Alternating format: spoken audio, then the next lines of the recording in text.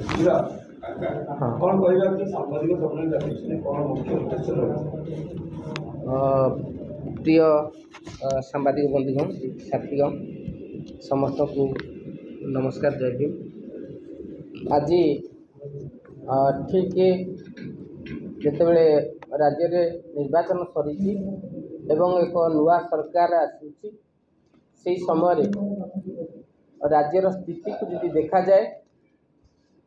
77 वर्ष स्वाधीनता पर देश में सांविधानिक आईन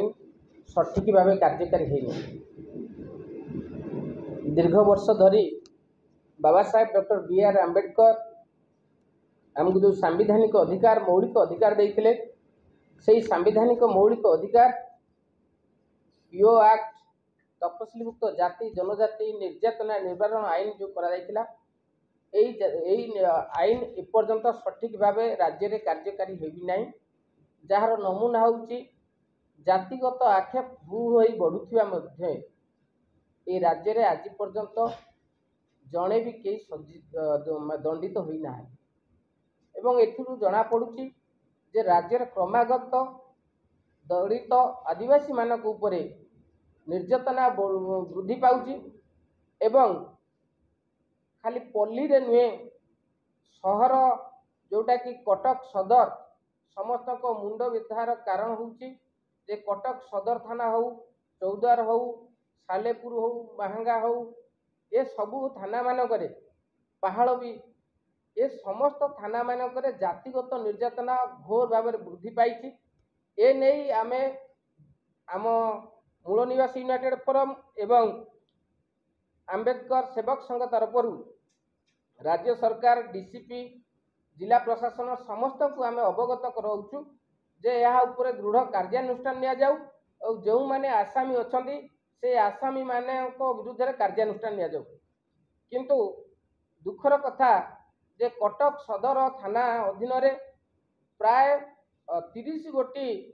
आट्रोसिटी मामला 2024-23 मसीह किंतु पुलिस दलित मानक नाम मिथ्या मामला सामान्य दफारे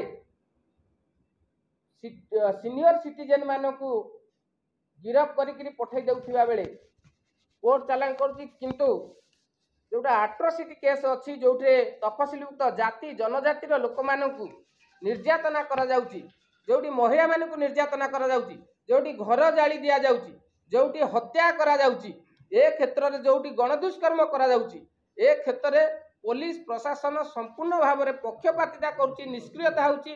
एवं घटना को चापी देवाई एमानक नाम मिथ्या काउंटर मामला करने सह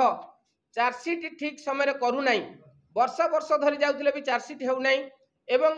जो जेईआर अच्छी जॉइंट इनक्वारी रिपोर्ट जोटा जड़े मजिस्ट्रेट को उपस्थित करा जाए ताहा मध्य वर्ष वर्ष धरी करा जाउ नाही एवं मौलिक अधिकार एससी एसटी लोक को वंचित करा जाउछि एही भली एक घटना घटी गत मास 9 तारीख सदर थाना महिदर पड़ारे जड़े दलित युवक दिलू भोई को ग्रामर डेवलपमेंट कमिटी बैठक बसीला एवं सी सेठे भाग नहीं दिलू भोई को से तार गाँव उन्नति कथा कहूला बेले तार जो भाग मिलवा कथा से भाग कथा कहिबारु एमाने तांकु जातिगत आक्षेप करी भोई लोक बाहुरी लोक तमे एठी कथा कहि पारिबो नाही एई भोली ताकु प्रतिवाद करी ताकु लज्जित करथिले एवं तत्सहित तम गाँ को जदि विभिन्न शेयर जीव ताहले तुमको आमको चांदा देवा पड़ो ठाकुर को चांदा देवा पड़ो दादा बटी मागिले यही घटना परे से प्रतिवाद करिवारु समवेत होई उच्चवर्ण लोक माने ताकू आक्रमण करथिले एवं जातिगत आक्रमण करथिले जार केस नंबर 272/24 ठीक आज को मासक तले पंजीकरण होइतिला एवं पुलिस 4 दिन परे आमे फोन करिवारु से मामला को पंजीकरण करथिला सुप्रीम कोर्ट को गाइडलाइन अनुसार सुप्रीम कोर्ट को आदेश अनुसार प्रत्येक थाना रे 12 घंटा भितर मामला पंजीकरण करिवार नियम थिले मध्य थाना अधिकारी माने कौनसी थाना रे ताकू कार्यकारी करू नाहंती मामला को चापी देवा पई विभिन्न समय दलाली कुजिनेता एवं गाँ सरपंच जरिया आग चाप कर मिथ्या काउंटर काउंटर कर धमक चमक दे प्रलोभन देखा चापी देवाई चेष्टा कर तेणु यही क्षेत्र में देखिले 4 दिन पर मामला पंजीकरण पर जड़े एसीपी यार दायित्व नेले कटक एसीपी सार उमाकांत प्रधान ए केस को नहीं घटनास्थल को गले नहीं सप्ताहक परे आमे डीसीपी सार को देखा करिथिलु एवं तुरंत तार उपरे सुपरविजन करिवे एवं कार्यानुष्ठान नेबे बोली हमको प्रतिश्रुति देइथिले आज को मास होइथिले मध्य एवं डीसीपी सार को भेटिवार 25 दिन हेले मध्य कौनसी कार्यानुष्ठान न नेबारु आज आम संगठन मिलित संगठन ओडिशार सामूहिक संगठन एठी अछंती आंबेडकर सेवक संघर राज्य कार्यकारी सभापति दैतारी नायक अछंती नारी नेत्री केन्द्रापड़ार सुप्रभा मल्लिक जे कि सावित्रीबाई फुले आंबेडकर सेवक संघर जिला सभानेत्री अछंती चगला बाग अछंती उपसभापति सेवक संघ एवं आमर विक्टिम अछंती दिलू भाई आ भुवनेश्वर सभापति अछंती मायाधर बाबू संयोजक अछंती सुकांत बाबू गिरीश भोई ठारू आरंभ करी दिलीप नायक एवं आमर लेंका बाबू जी कि घटना निजे से जड़े सवर्ण लोक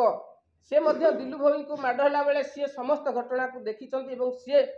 से प्रतिवाद कर छड़ेबार आक्रमण होती सहित बेहरा बाबू अछंती तेणु तेणु सुजाता मैडम आसचंती आठगड़ ढेंकानाल आमे समस्ते एभली एक आठगड़ ढेंकानाल आमे समस्ते एभली एक स्पर्शकातर विषय से लोक को आज पर्यंत घरे पुरे दि जाऊ नहीं तार बेपार माने जीविका को भी बंद कराई पुलिस ए क्षेत्र में स्थाणु पालुटु कटक सदर पुलिस पक्षपातिता निष्क्रियता विरुद्ध में आमे आज ये सांबादिक सम्मेलन में समग्र राज्यवासी को एवं राज्य में आसुवा नुआ सरकार को दृष्टिगोचर करुचु एवं डीजीपी सार डीसीपी सार एसीपी सार को दृष्टिगोचर करुचु जदि तुरंत को 7 दिन भितर गिरफ करा न जाए एवं तुरंत जेआर चार्जसीट करा न जाए ताहले गणतांत्रिक पद्धति सांविधानिक अधिकार पाई आमे डीजीपी ऑफिस को अचल करिवु घेराव करिवु आज ये वार्ता आपण मानक जरिया रे आमे दबा पाई चाहूचु जे कि एबे निकट रे नरेंद्र मोदी माननीय प्रधानमंत्री कहले जे 7टी राज्य रे जोठी आदिवासी बहुल अंचल सेटारे से विजय होइचंती किंतु आदिवासी मानकर कोनोसी सामाजिक परिवर्तन हेइ नै ओडिसा रे देखिबे बहु दलित आदिवासी विधायक माने सांसद माने निर्वाचित होइचंती किंतु सेमाने इतिहास रे गोटे दिन नहीं जे कोनोसी दलित को निर्यातना होतिला बेले कोनोसी दलित भौणी आदिवासी भौणी को निर्यातना होतिला बेले हत्या मर्डर केस रे मध्य जेते बेबिना ठारू आरंभ करी इतिश्री पर्यंत कोनोसी विधायक स्वेच्छाकृत भाव दलित मानक नेतृत्व नहीं सामाजिक क्षेत्र में से आंदोलन टे करना तेणु आज ये दलित संगठन निष्पत्ति नहीं आदिवासी संगठन निष्पत्ति नहीं ओबीसी भाई माने निष्पत्ति नहीं सामाजिक कुसंस्कार विरुद्ध एवं मौलिक अधिकार पाई आज आम समस्त एकत्र होइचु आज आपण मानकु डाकिकरी आम सांबादिक सम्मेलन जरिया आपण मानकु वार्ता दउचु एवं प्रशासन तार कार्यक्रम करिया पई आमे मध्य निवेदन करचु जदि यह न करा जाए ताहले आमे डीजीपी ऑफिस की घेराव करिवु एई वार्ता आपण मानक जरिया दवा पई चाहूचु धन्यवाद बैकुंठ लेंगा घर मैदरपड़ा कौन से मैदरपड़ा आमर ग्राम कमिटी रखाई 2 खंड गाँव खंडाघर मैदरपड़ा है भितर सभा भितर आमको पचरा जे केमती कौन कम भल हम आम कहला बेले आम कथा शुणी ना सी आउ न शुणिकी किसी तो शुणिले ना गाँ लोक सपोर्टिंग भी थे आम जाऊ जाऊ माने कहू कहू आम सागे अटाक कले तमें बहुत अटाक कले बोली गाँव जो प्रेसिडेंट थे सेक्रेटरी थे जचेन्द्र महांती आमर दुर्गा प्रसाद महापात्र विजय कुमार नायक अशोक कुमार दास बसंत कुमार पट्टनायक एम सब थे आम कथा शुणिले ना रमेश कुमार महापात्र ହେଲା ପରେ ଆମେ ଯେଉଁ କହିଲୁ ସେ ଆମ କଥା ନ ଶୁଣିକି ଆମକୁ ସାଙ୍ଗେ ସାଙ୍ଗେ 4 ଜଣ କହିଲେ ତୁମେ 4 ଜଣ ଯାକ ବହୁତ ମାମତକାର କରୁଛ, ବହୁତ ତୁମେ ଗାଁରେ ବିଶୃଙ୍ଖଳା କରୁଛ, ଆଉ ତୁମ ନାଁରେ ଚାର୍ଜସିଟ୍ ଲେଖାଯିବ, ଆଉ ତୁମେ ଏମିତି ସବୁ କାମ କରୁଛ, ଗାଁରେ ଭଲ ମନ୍ଦ କରୁଛ ବୋଲି ତୁମ ନାଁରେ ଆମେ ଗୋଟେ ଏଫଆଇଆର କପି କରିବୁ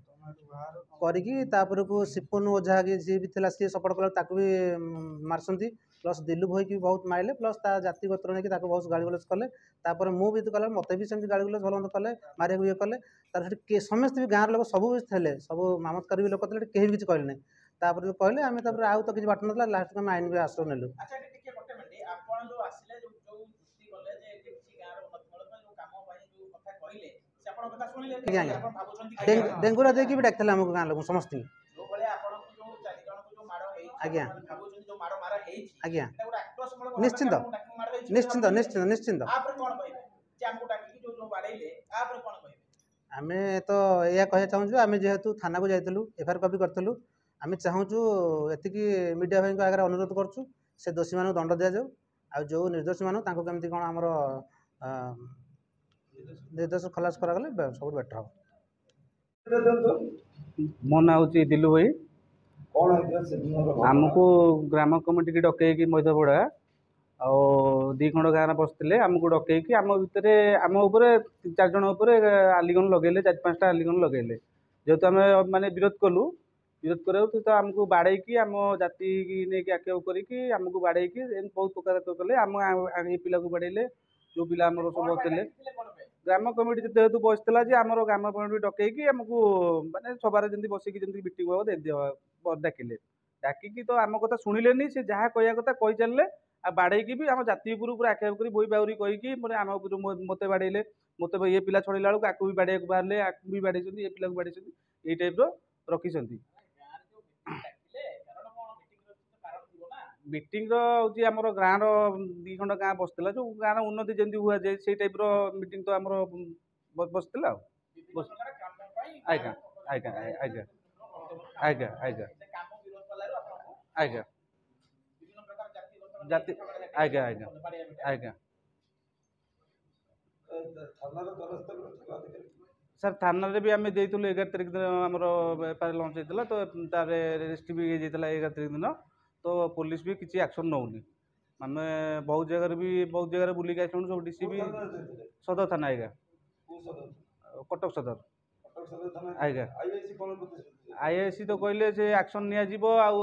ଇନକ୍ୱାରି ହେବ, ଇନକ୍ୱାରି ତ ଏଇଠି ମାସେ ହେଇଗଲାଣି, ଇନକ୍ୱାରି ନେଇକି କ'ଣ ଆକ୍ସନ୍ କିଛି ତ ନାହିଁ ବୁଝୁଛନ୍ତି ତ। ଆଉ ଆଜ୍ଞା ଆମେ ଦାବି ରଖୁଛୁ ଯେ ସିଏ ଆରେଷ୍ଟ ହୁଅନ୍ତୁ, ଦୋଷୀକି ଦଣ୍ଡ ଦେଉ, ଆମକୁ ନ୍ୟାୟ ମିଳୁ।